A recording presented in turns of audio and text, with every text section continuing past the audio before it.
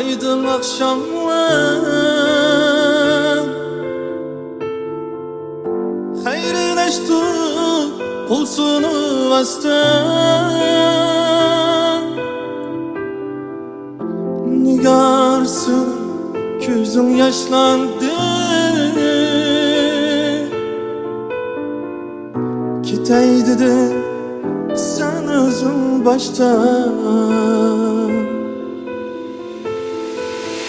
Ay nigarım yıklama dedim Gözlerini yaşlama dedim Şehla gözüm bana bakkanda Seni daim esleymem dedim Niçin bana ey güzel nigar Yiraklarga gitmen dedim Gidip emdi yirak-yirakka Arzuyumga yetemem dedim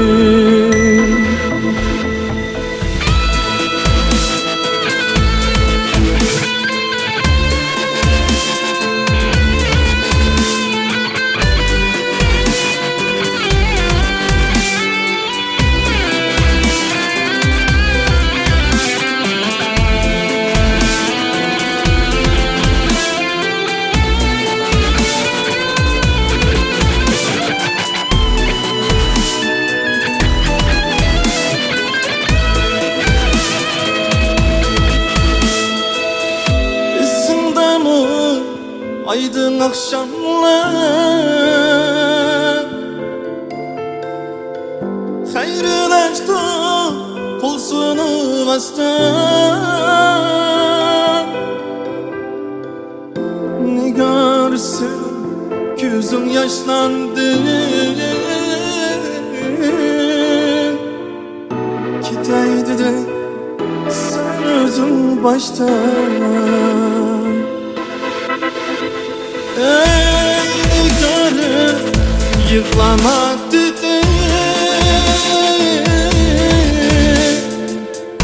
Yiraklarga gitmen dedim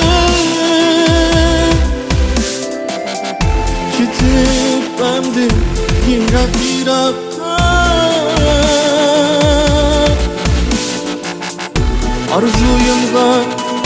yetemem dedim Gidip emdi